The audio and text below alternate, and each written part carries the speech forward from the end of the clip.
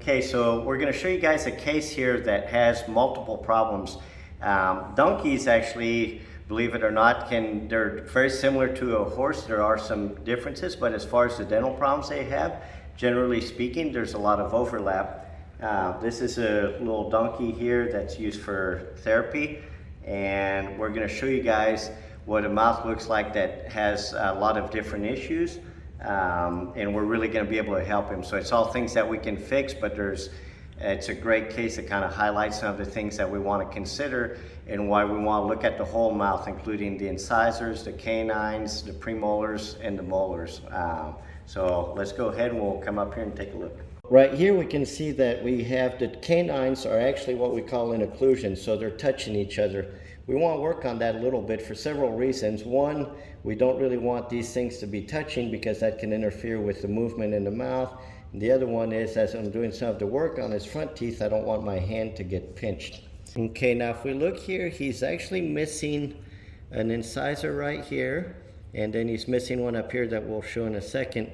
And so these teeth are pretty fragile. They have a little bit of movement. It's a little hard to appreciate, but you can see how there's some gingival recession right here, a little periodontal disease, and they're slanted because he's missing some. So why is this important? Well, it's very important because we're going to put a speculum on him, and the speculum puts all the pressure on these incisors. So people saying that incisors are not important and don't matter, that's really kind of foolish advice.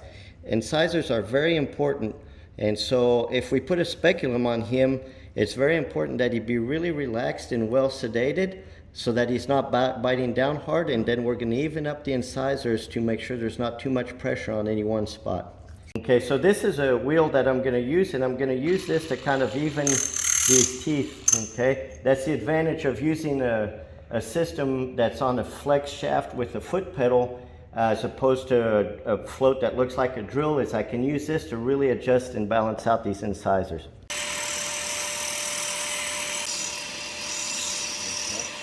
Okay, so here we can see how we've changed some of these surfaces so that everything's more even. You'll see there's a little bleeding here because I had to take out a little fragment, and then we cleaned out some of the periodontal disease.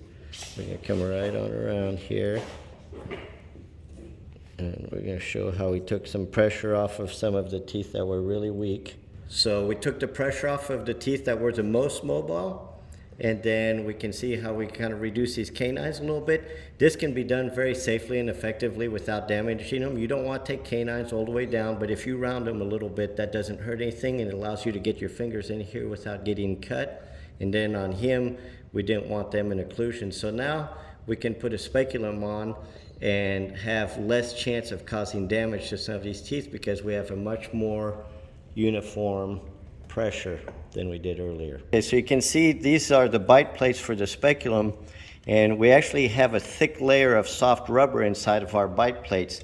So that also helps so that there's some give and it's not metal on teeth. So I really don't like speculum bite plates that are just solid metal, because think about what it would feel for us to have a solid piece of metal in our mouth.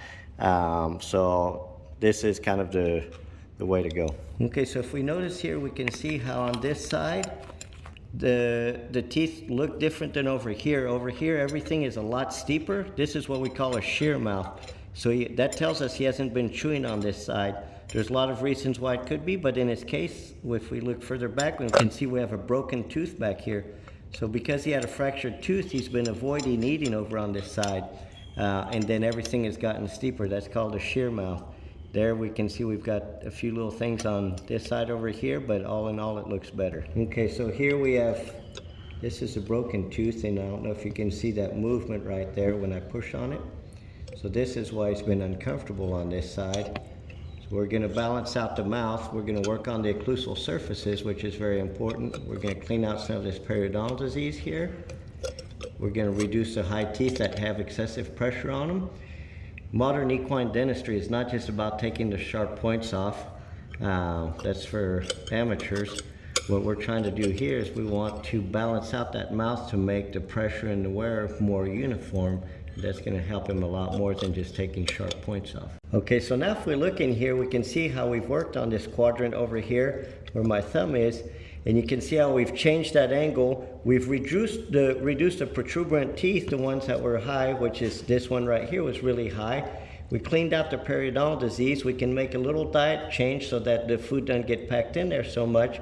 And then now you can see how in the back we can see how protuberant that last tooth was that's broken. So now we're going to go ahead and remove that. Okay, so that was a good case to show that you know, there's a lot of facets of equine dentistry. There's a lot of things that you need to consider and think about. In this case, we had periodontal disease. We had a diseased tooth that needed to come out. We had missing teeth. We had a shear mouth. We had incisors that were very fragile. So there's a lot of components to think about. This is the tooth here that came out. You can see how big it is relative to the size of his head for scale. So just imagine what that feels like, having a tooth that looks like that, that far back. He was really an excellent patient because there's barely enough room in his mouth to actually get this out, and so they really kind of have to cooperate with you a little bit to allow us to get that out. But he was really good. We were able to get it down and then twist it around and get it out. So you should be much happier now.